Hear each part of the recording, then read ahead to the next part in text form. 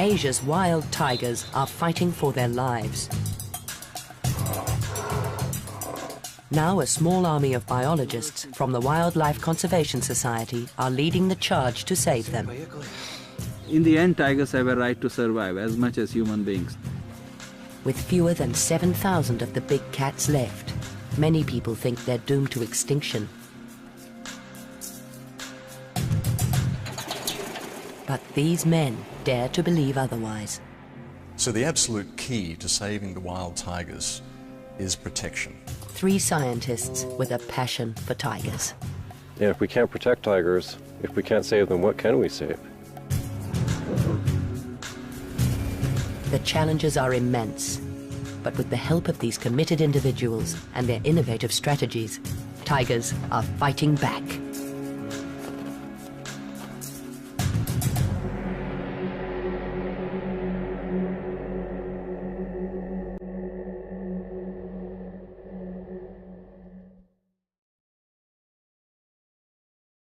In the Russian Far East, a young tiger is on the move.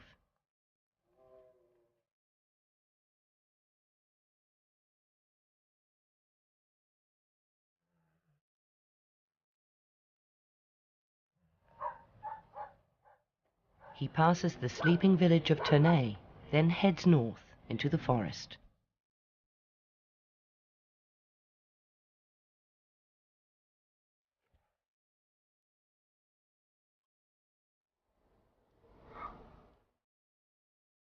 Nobody sees him, but his presence hasn't gone unnoticed. Close on his trail are American biologist John Goodrich and Russian tracker Kola Rebin. They know this tiger. He's one of 8 radio-collared animals that the Wildlife Conservation Society, or WCS, are following here in Russia. So here's a nice track. So he came right down here off this hillside and walked right out onto the road here and then continued on up the road a ways. Vaisa is a 19-month-old cub, and he's right at that age where he's spending less and less time with his mother, starting to move more on his own. And this is the first time that he's actually left his territory. See, he walked right down this road here. That concerns me a little bit. He might run into people. He might decide to go kill a dog or something like that. There are only 350 or so tigers living along this 1,000-kilometer-long stretch of coast in the Russian Far East. But tigers that enter villages are an ever-present danger to dogs, people, and themselves. John will be watching Vaisya's every move to make sure he doesn't get into trouble.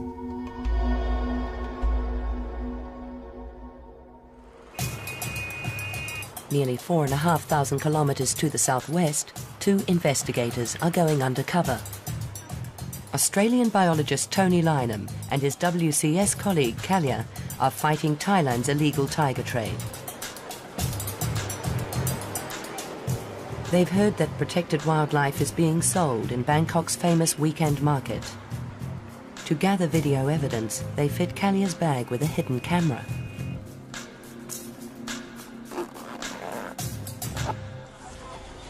Until just a few years ago, tiger skins and bones were openly on sale here. That business has been driven underground, but Thailand is still the hub of Asia's massive illegal wildlife trade.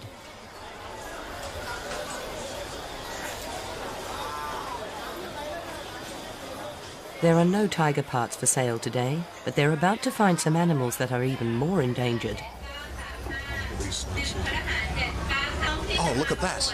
What's this one down here? Do you know what this is? Yeah, the star tortoise. That's the star tortoise. Critically endangered species. Critically endangered. Yeah. Their video footage will eventually help the Forest Department prosecute the traders. But tomorrow, Tony heads deep into the jungle to help stop this illegal trade at its source.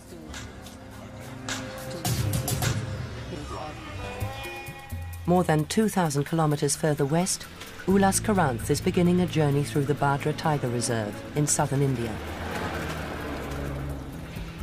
Ulas has been studying tigers for the Wildlife Conservation Society for more than 14 years. He knows more about India's tigers than almost anyone else. I got interested in tigers at a very young age. I was fascinated by tigers, but I was training to be an engineer. At that point in my career, I read Dr. George Schaler's pioneering study of tigers in Kanha Park in India. It triggered this passion in me, said this is what I really want to do in life. So I retrained myself from being an engineer to a wildlife biologist and eventually ended up working with WCS, where Dr. Schaler also works. The Wildlife Conservation Society, headquartered at New York's Bronx Zoo, uses science to spearhead its battle to save tigers. Biologists like Ulas are at the front line, gathering intelligence about these elusive big cats. Tigers are one of the most difficult species to study. Their scarcity is the single biggest reason. Then they live in extremely dense cover. And they're very secretive. They tend to avoid people. So all the combination of these characteristics makes it very, very difficult to study them. So you're kind of clueless wandering in the forest and you have to pick on every little thing, and tracks are extremely useful tools for finding out whether tigers are in a place or not. We see these tracks facing in all different directions, and that's because the tiger has come first, had a drink, turned around, come out, and then reversed into the water to cool off. For Ulas, understanding tigers and trying to save them go hand in hand. In the last century, Asia's tigers have disappeared from over 95% of their former range. Now, less than 7,000 survive in just 14 countries. WCS works in 10 of these, from India, across Indochina, to the Russian Far East. There are those who said in 1993 that the tiger would go extinct by the year 2000. I was one of the skeptics. I said, no, that's not going to happen. Ulas knows there is no magic bullet to save tigers. Each country has to come up with its own rescue package, but he believes there is good reason for hope.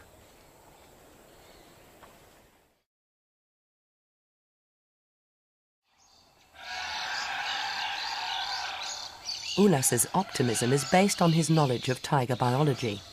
The key to understanding tiger is to know that it's a big meat-eating animal, and it eats about 3,000 kilograms of live prey per year just to survive.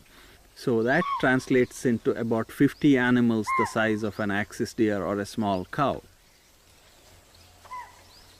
This basic formula, that a single tiger needs to eat a large animal every week, applies equally in India, Thailand and Russia, and it determines how much space a tiger needs to live in.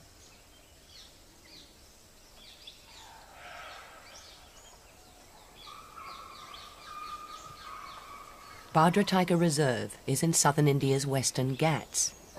These are potentially rich forests with lots of food for hungry predators. 100 square kilometers can support more than 15 tigers. A tigress might live her whole life within an area of just 10 square kilometers. Things are very different in Russia, at the northern limit of the tiger's range. There, prey density is very low. To find the same amount of food, Russian tigers need huge home ranges, up to 30 times larger than their Indian cousins.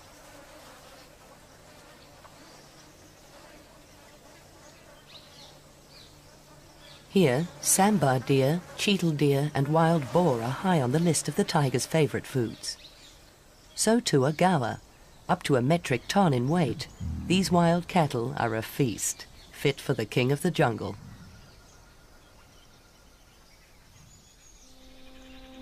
Studying prey helps Ulas and his team understand how tigers fit into the scheme of life in India's forests.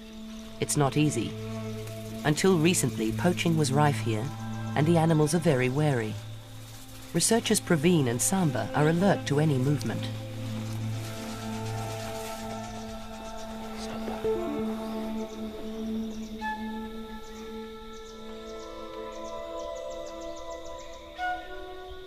This frontline survey is identifying how much food is out there for the world's largest cat. Although prey and tiger numbers are low at the moment, Ulas Karanth and his team are confident that this will soon change. But is the outlook as hopeful for tigers in other countries?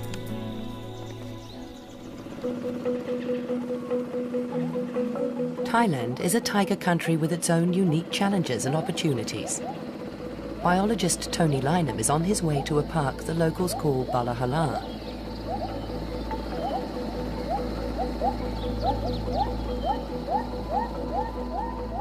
This rainforest is in the far south, on the border with Malaysia. It's very wet, and there isn't much food for tigers. As a result, they're rare and hard to find, as Tony knows only too well. I have not yet seen a tiger in the wild. I've come very close. I've seen their tracks, fresh tracks, tracks that were so fresh that the water was still seeping into the hollows formed by the toes. Last month I got very, very close. I was probably 10 seconds away from seeing a tiger. I'm sure I've been in places where tigers have been sitting watching me, but I haven't seen the tigers because they've been hidden. Rivers are the easiest means of access in these dense jungles. During the rainy season, this river floods its banks, but this is winter, the driest time of the year. Water levels are so low, the boat can only just make it. In the last 7 years, Tony has been to some of the most remote and inaccessible parts of Southeast Asia, carrying out surveys to find just where tigers still survive. 4.5 years ago, I came to the Balahala forest for the very first time. What I found here was an intact assemblage of carnivores: tigers, clouded leopards, panthers, leopard cats, marbled cats. They're all here. I was very, very impressed. I also found a prey base to support those carnivores, and what I thought I had here was something worth preserving.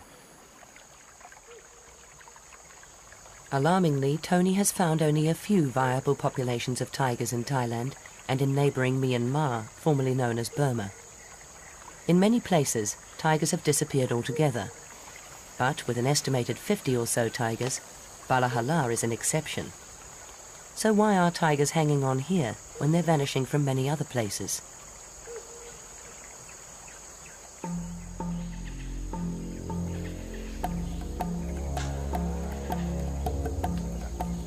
Deep in the forest, Tony has met up with an old friend and ally. Lieutenant Colonel Pitak is an officer in the Thai Border Patrol Police, and he's keen to show Tony the results of some local police work. A few years ago, wildlife protection was made one of the Border Patrol Police's official jobs. Their brand of assertive action gives Tony and his WCS colleagues hope for the future of Asia's tigers. We believe that with good protection, with good efforts across the range of the tiger, that we can restore tiger populations. We can have 100,000 tigers potentially. 100,000 tigers will eat a lot of meat, but that seems to be in good supply around here. Fresh cow tracks right here, and tracks. What's that over there? Gower. There we go. The many animal tracks are a sign that wildlife thrives here. That should mean that tigers are plentiful too. But Tony is more likely to come across one of thousands of smaller species of invertebrates. Oh, look. This giant millipede may be harmless, but there are plenty of other small creatures Tony has to beware of, like leeches and tiny biting ticks. Blood-sucking bugs aren't the only challenge here. Rugged mountains are covered in dense forest which is almost impossible to move through, let alone count tigers in.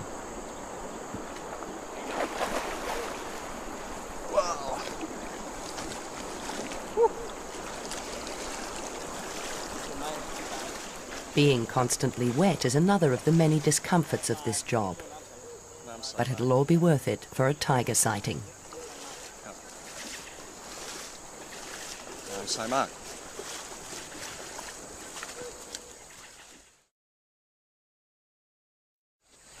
Look, fresh tracks here. That must have been, let's see, possibly yesterday, maybe last night. Fresh tracks. One animal's come this way. Fresh chew marks on these grass blades. Yeah, very, very fresh. Okay. Yep. It's a rare sight, a herd of gaur feeding in the open. Where there's gaur, there must be tigers. It's unusual in Thailand to see these shy, wild cattle in such numbers. Tony counts 19 animals, including young. Police protection is ensuring a good food supply for local tigers.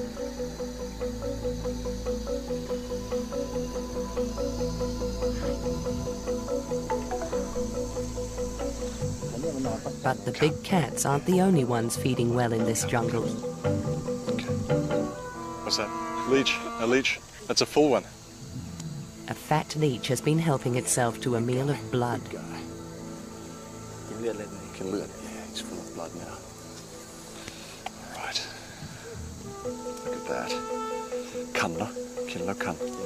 These yellow striped ones give a bite that is very, very itchy for weeks. Nasty piece of work. Okay. In the wet jungles of Thailand, it's small animals, such as leeches, that are the biggest hazard of the job.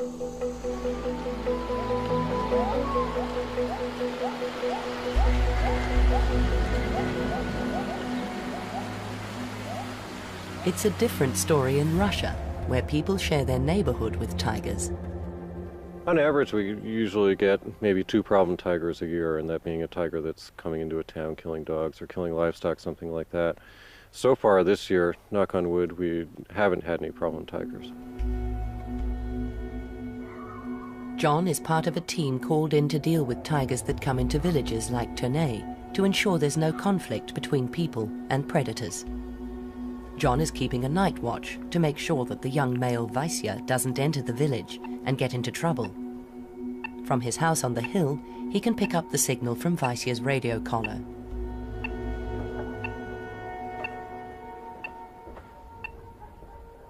For the early part of the evening, the inactive signal shows Vaisya is lying down, probably asleep. Later, John continues the hourly checks from his bed.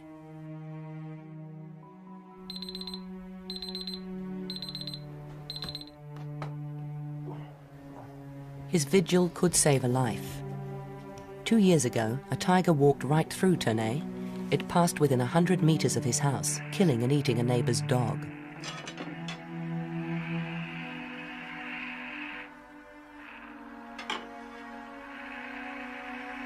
By early morning, Vaisya's signal has disappeared as he heads away from the village. He has avoided people trouble, but John still has reason for concern.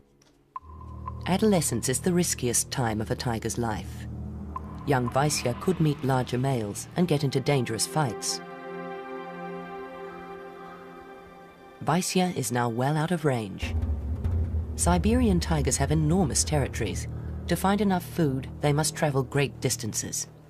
Tigers can cover a tremendous amount of area in the course of a day. On average, they probably move maybe about 10 kilometers per day, but they can move 20 or 30 kilometers in a 24-hour period. Once or twice a week, we fly in a plane in order to locate all of our tigers, and that's because most of the areas that we work are so remote, and tigers cover such large areas that it's very difficult to find them. Many of the areas don't have any road access, and to go out on foot and cover an area of, say, 1,000 square kilometers to try to find the tiger is nearly impossible.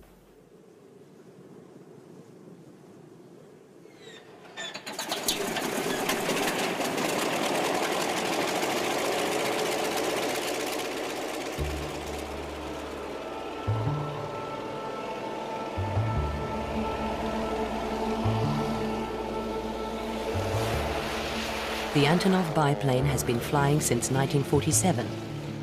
Radio tracking flights are not for the faint-hearted or those prone to air sickness, but Andrei is well used to them. He's one of 5 Russian trackers working with John to uncover intimate details of the lives of individual tigers.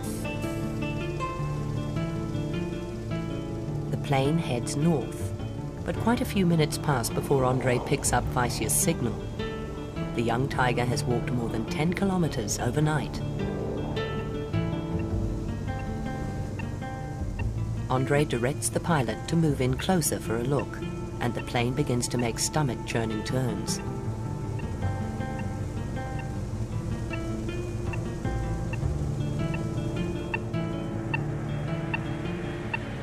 Then he sees Vaisya.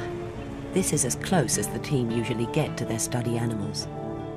John still remembers his first tiger sighting 8 years before. We're flying low over this oak forest that looked like pretty much just like the forest at home in New York where I grew up, except that all of a sudden there was this tiger there. And it was amazing on kind of two fronts. One, it was just absolutely amazing to see a tiger, this big, beautiful orange animal running through the forest. But it was also amazing to me how natural it looked and how much it seemed like he belonged there. The plane leaves the young male and heads in search of the 7 other radio-collared tigers.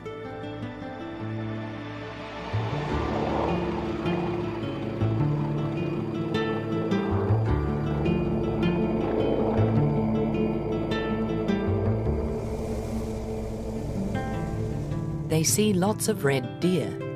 This is good news for Vaisya, who'll be hunting on his own for the first time.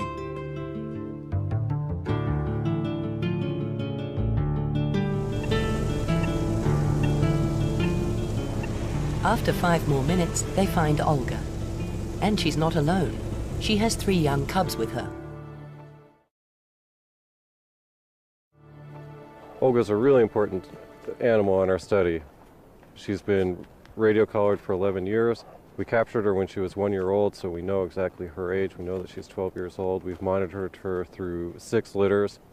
She'll give us wonderful information on the reproductive lifespan and the overall lifespan of a tiger. Because they're so difficult to study, there are many unanswered questions about tigers. How long, for instance, does a wild Siberian tiger live? And how many cubs will a female produce in her lifetime? These are basic questions, but John and his Wildlife Conservation Society colleagues across Asia are only just beginning to answer them.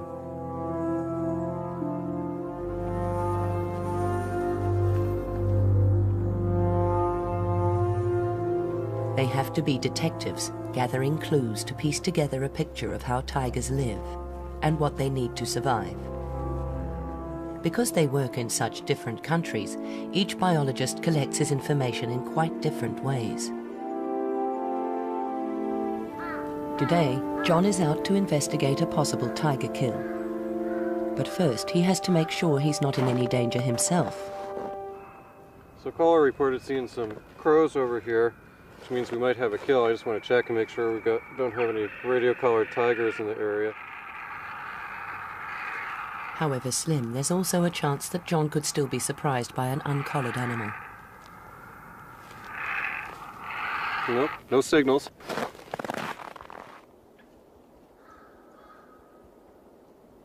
You very rarely see tigers, and part of the point of using radio telemetry is so that you can monitor tigers from a distance and you don't have to disturb them. So when I'm working in the field all the time, I see a tiger maybe once a month. And every time it's such a thrill. What's the deal?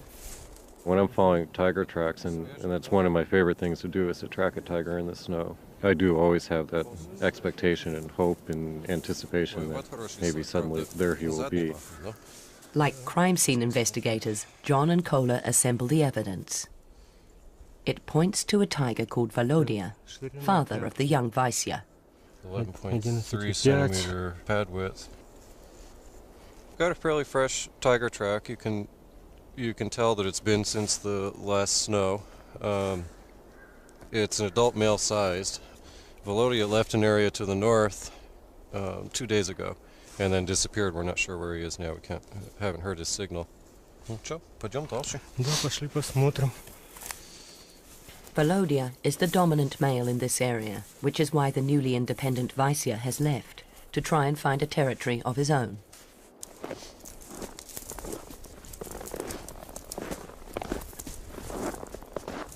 The tracks here gotten drifted in with snow, and we've lost him, but we'll just go into the woods and look around, see if we can find him there. John and Kola hope the trail isn't about to go cold. Every tiger print tells a story. Really beautiful tracks. You can see how he chooses where the snow is hard so he can walk on top but it doesn't break through. John Goodrich and Kola Ribin have become experts at tracking Siberian tigers in the winter snow. So these tracks are coming up, and that's because when the tiger walked through here, they packed the snow down, and then when the wind blew the snow away, it didn't blow the packed down snow where the tiger walked. So that means that the tiger walked here in the fresh snow before the wind started blowing and blew the snow away. The pieces of the puzzle are falling in place. They know which tiger made the tracks and when it was here. Then they begin finding clues that suggest what it killed.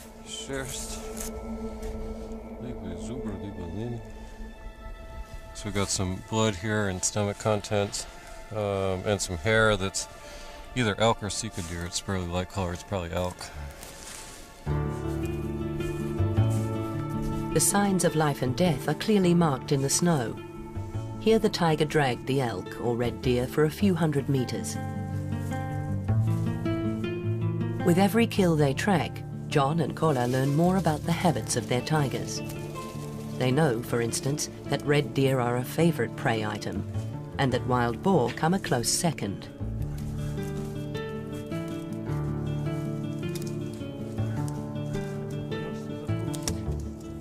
A pile of hair and a few bones confirm their suspicions. Part of the pectoral girdle. Can tell by the bone that it's a real young animal. So it'd be less than a 1-year-old elk. So it looks like he killed it right out in the open there, dragged it in here, ate a little bit, and then drug it further. Probably drug it further because they don't like to be next to real open areas.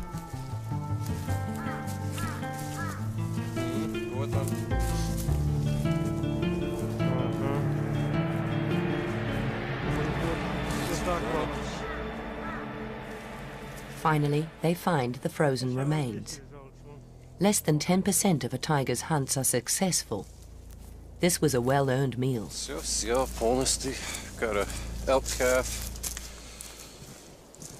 See tooth marks right here in his throat. Pretty much everything here is eaten. Just got a pile of hide. A little bit of meat left on his neck that the tiger didn't eat.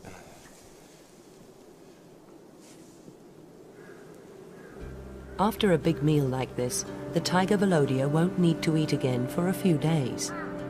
It's just as well. A snowstorm is blowing in from the Sea of Japan. There'll be no more tracking for the next few days.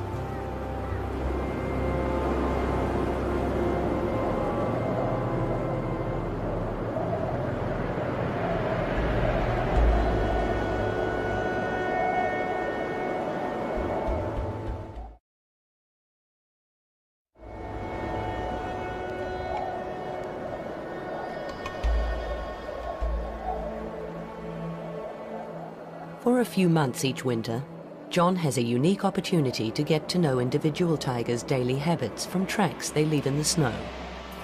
Ulas Karanth can't do this in India's forests. Because they work in such different countries, John and Ulas tailor their research to suit local conditions. In recent years, Ulas has concentrated on the bigger picture, comparing different tiger populations across India.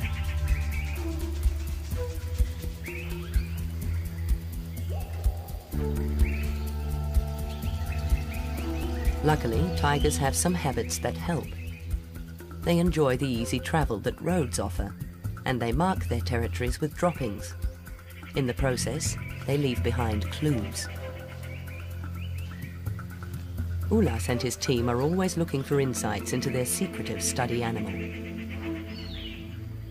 There are a variety of techniques that scientists use to pierce this veil of secrecy and learn about the tigers. The most basic ones were like picking up their scats, droppings, searching the forest, looking for their kills, and you're really like a Sherlock Holmes there. You're looking at all the evidence, digging through the muck, get a few pieces of the puzzle in place.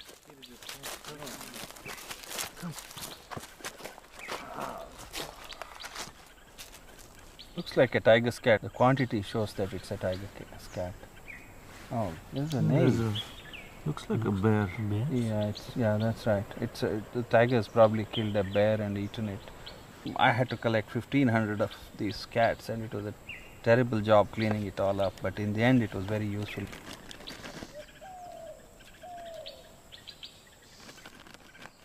It may not be glamorous, but it's one way for Ulas to get a close-up look at the tiger's dietary habits. Even more of a challenge has been finding ways to count them.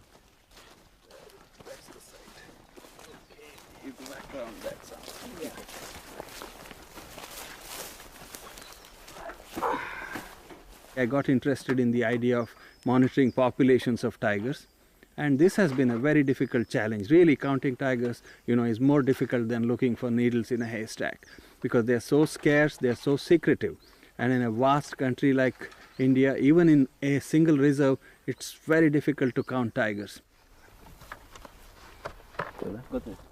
To maximize his chances, Ulas carefully chooses a track which is likely to be a favored tiger route. No, you need to wrap it a little more carefully. This is a camera trap. 2 small cameras and an infrared beam. A passing tiger triggers it to take a self-portrait, one of each side of its body. Okay. Where's the other cable? Tigers are uniquely marked. I didn't have to go and paint my tigers.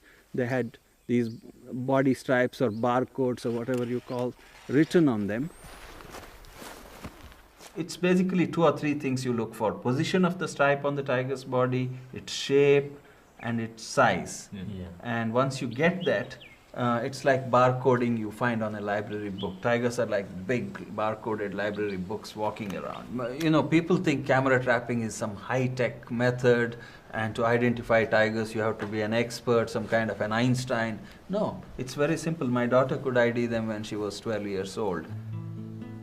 So far, Ulas has photos of 7 individual tigers from Bhadra. From that, he estimates the park is home to fewer than 20. It doesn't sound like a lot, but it's a number he expects will soon increase.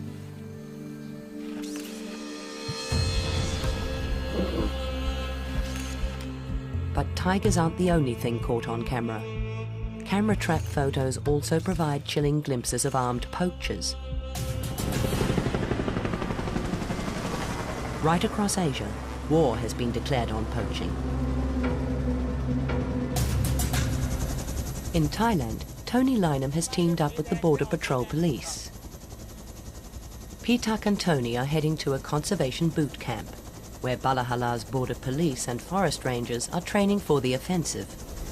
This is one of the few forests in Thailand that has complete protection. It's very, very unusual to have a forest that is in such a good condition as this forest. 10 years ago, the Queen of Thailand asked the Border Patrol Police to protect her park. The high numbers of tigers and gaur here now are proof that their tactics work. Tony knows that the future of tigers lies in the hands of local people, such as Pitak.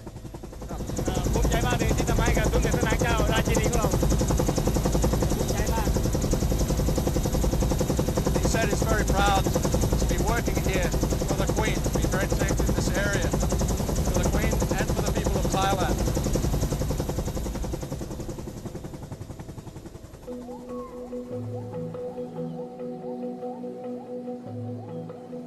The week-long training camp that Tony and Pitak are flying to has been organized by the Wildlife Conservation Society to help its partners in the fight to save Thailand's tigers.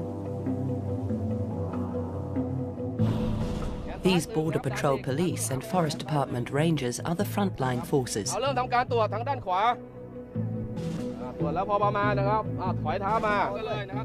The rangers are learning how to defend themselves and how to safely make an arrest. This could be the difference between life and death in a confrontation with an armed poacher. The Forest Department and Tony, meanwhile, are teaching the police about the illegal wildlife trade. So this is a tiger tooth. Yes, tiger. It's unmistakable, isn't it? It's very big. Very big. Very, very large. Yes. Not medicine. No. A lucky charm. Lucky charm. It may be a lucky charm, but not for the tiger. อันนี้ในร้านตามกล่องเนี่ยเขาบอกว่าเป็น tiger bones. In the market, they say it's from tiger. Tiger, yes, Okay. from tiger. Tiger bone. Tiger bones. Okay. The demand for medicines made from tigers is driving them to extinction. 50 baht. That's 50 baht too. Yeah. And what is this now? This is tiger bone pills. Yeah, tiger bone pill. A good tonic for general weakness, muscular aches, and take 10 pills each time, 3 times daily after meals. But there is no magic pill to save tigers. Tony will soon return to the jungles, finding out where tigers still survive. In doing tiger conservation, it's important to know that there is something out there to preserve, that there are still tigers left. When we see the signs of tigers, it's a good feeling. It makes us all realize that what we're doing, the efforts that we're making, are worthwhile. The icing on the cake would be to see a tiger, but as yet, I haven't had that opportunity. Not seeing a tiger hasn't blunted Tony's passion for his work. He firmly believes that Thailand's tigers have a future in protected areas such as Balahala.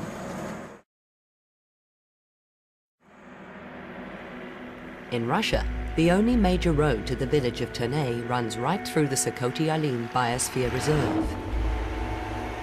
This is prime Siberian tiger habitat. But a constant stream of trucks carry timber from other forests straight through the reserve. John Goodrich knows only too well that this road is very bad news for tigers. In the past 10 years, we've had 5 radio-collared tigers poached on this road, and we've had 2 tiger cubs hit and killed by cars on this road. There has been no successful reproduction on this road in the past 10 years because these tigresses were killed. They all had cubs when they were killed, and the cubs were too young to survive on their own, so the cubs also died. Got an eagle circling up here. I'm going to stop and watch him because that is often associated with tiger kills.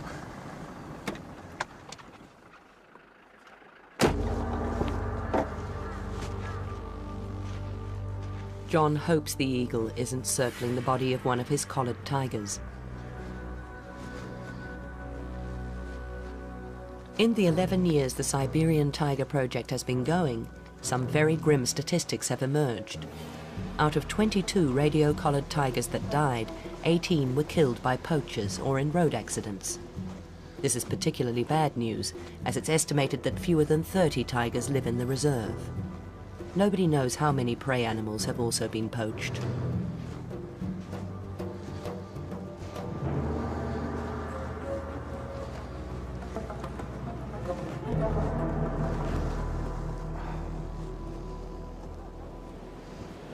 It's a young male Sika deer,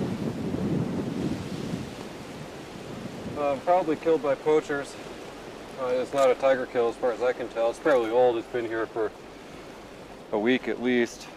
Often what happens when poachers shoot an animal, if it doesn't fall down right away right next to the road, they just leave it. You know, so they probably shot this next to the road, it ran up 100 yards, fell down and died, but the poachers already figured that they missed, or because they're afraid to spend much time on next to the road because they'll get caught by the poaching patrol. To protect tigers along this deadly stretch of road, the Sakoti Alin Biosphere Reserve have stationed a poaching patrol here. They watch the road from a small cabin high on a hill.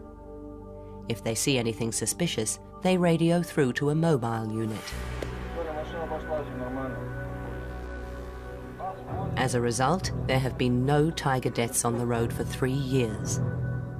Yet outside the reserve, poaching is still a major threat to the 350 or so remaining Siberian tigers. John and Kola have been asked to help a young tiger. 6 weeks ago, he was found severely frostbitten and nearly dead after poachers killed his mother and siblings.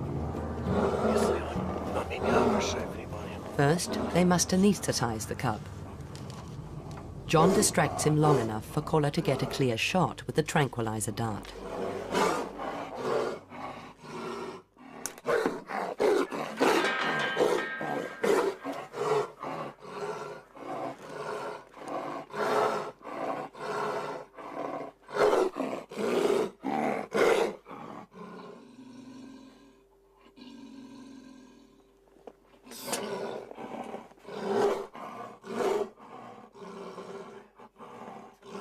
John and Kola have done this many times before. It's the same procedure they use to put radio collars on wild tigers.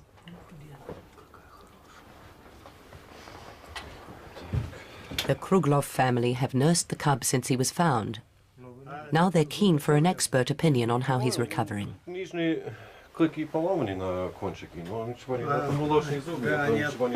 report that when the tiger was brought to them, he was suffering severe frostbite to his feet and face. His jaw was frozen so solid they could knock on it as if it were a piece of wood. He's got an abscess on his chin from the frostbite, but that should heal up okay.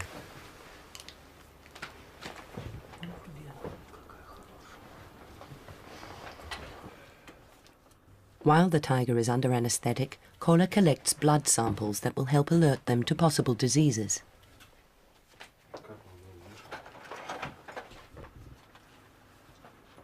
One of the things I've been doing here is feeling his muscles and his bones and along his spine and his rump here.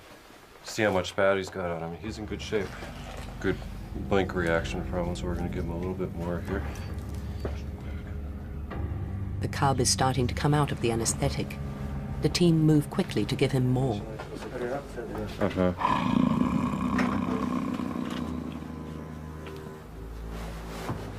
It's a risky business. Too small a dose and the tiger may wake up. Too large and he could stop breathing.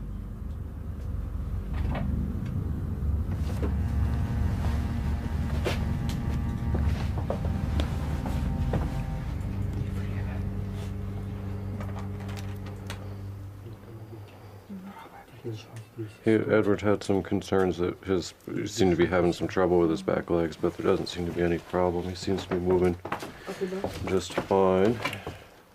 He lost one claw here on his back leg, but it's grown back, so that's okay. His progress is carefully documented. But there's another reason for the photos.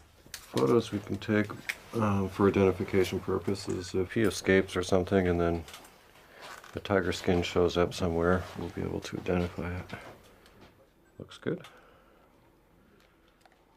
It's a bitter irony that photos taken to show how well the cub is recovered may one day be needed to identify his body.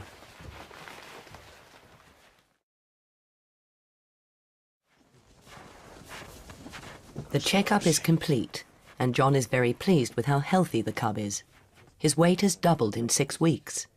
Now it's time to get him back in the cage up the hill before he wakes up.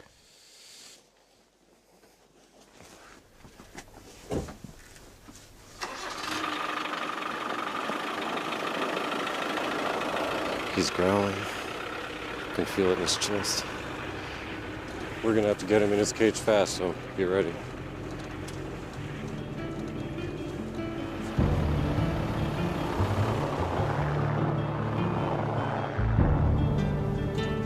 With so few left, every wild tiger is important.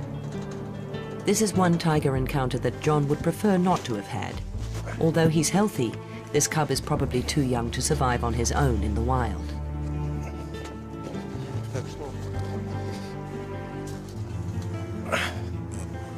The poachers who killed his mother and siblings have almost certainly doomed him to a life behind bars in a zoo. But there is a ray of hope. Attitudes are changing. The people who first found him could have sold his body for a small fortune. Instead, they chose to save him.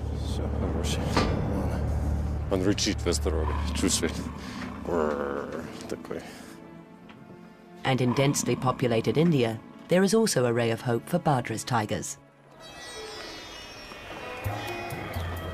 Asia's tigers and the wild places where they live have been disappearing at alarming rates.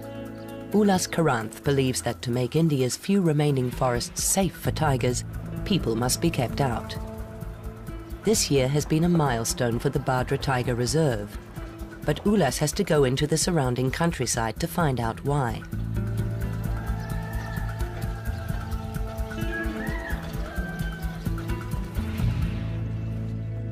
Until a few months ago, 730 families lived in Badra. As an incentive to relocate out of the tiger reserve, the villagers were offered land and new homes by the government.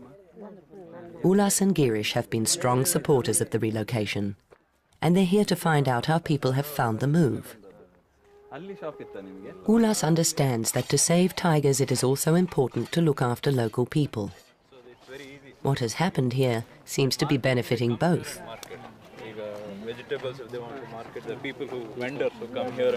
As well as new homes, the villagers now have a school, and they're growing better crops than they ever managed inside the tiger reserve. He says one of the main things is the damage from animals has come down, so because of that he's getting better crops. Hungry elephants no longer raid their rice fields and sugarcane groves. One of the things that he says, they are so much healthier because they sleep a lot more. Once they had crops there for 6 months a year, they couldn't sleep at night. They had to guard the crops, and they don't have to do that, and they're really sleeping well these days.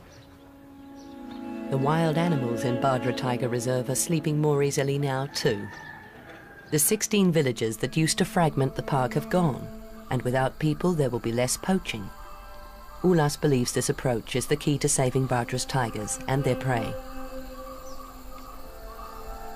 I'm very sure that tigers can't be saved by scientists and science alone. All elements have to be in place. But what science does is channelize all this passion in the right direction, because you can be full of passion and be doing absolutely the wrong thing. It's the knowledge that science provides that allows you to do the right thing in the most efficient way. A tigress can produce between 2 and 5 cubs every 2 years, so with enough food, their numbers can recover quickly. Ulas expects that in 10 years, Bhadra's tiger population will be 3 or 4 times what it is now. It is this knowledge which gives the Wildlife Conservation Society such hope. Tiger as a species has a right to survive because we didn't create the tiger, we inherited it, and we need to pass it on to the future generations. There's immense potential actually. If we get our act right, I think there's a lot of room for tigers on this earth. Even in a continent that's home to more than 3.5 billion people, Ulas and his WCS colleagues believe there's room for up to 100,000 tigers. Their ambition is to see tigers thriving, whether they live in India, Thailand, or here in Russia. Kola and Vladimir are returning from another day's tracking. It's been a good winter. All the Siberian Tiger Project's radio-collared tigers have survived. No problem animals have come into villages. And there's more news. After a few days on his own, the young male, Vaisya, has returned to the security of home. Вася искал свое семейство. Да? Да. Нашел следы Лидины, мамы, и начал. Ветер задувает следы, не видно. They were just tracking Vaisa, who apparently came back across through Ternay last night and then came down here and was looking for his mom and his sister, and he was following their tracks. But he'd come to these places where the wind had blown the snow clear, so Vaisa would lose the tracks, and found a tree that his mom marked and found the tracks again, and then he'd lose them and look. But eventually they met up and they're all together now. In a country where so many tigers are killed by poachers and road accidents, it's a rare thrill for John to see a tigress raise 2 cubs to adulthood. His work has shown that Siberian tigers need such big territories, it's just not possible to fence them in. In this vast wilderness, people must be willing to live alongside tigers. But John is positive. There's a tremendous amount of very wild and pristine habitat in the Russian Far East. So I think there's a lot of hope for Siberian tigers. Tigers are these magnificent animals, and they're one of the most well-known, most charismatic animals in the world. Everybody knows what a tiger is. And if we can't protect tigers, if we can't save them, what can we save? From the snows of the Russian Far East to the humid jungles of Thailand and the dry forests of India, the challenge is the same. To give tigers food, room and protection to ensure they have a future. Each country is tailoring its own rescue package to suit local conditions. And Wildlife Conservation Society biologists are leading the charge, united by a common passion: to give tigers a fighting chance.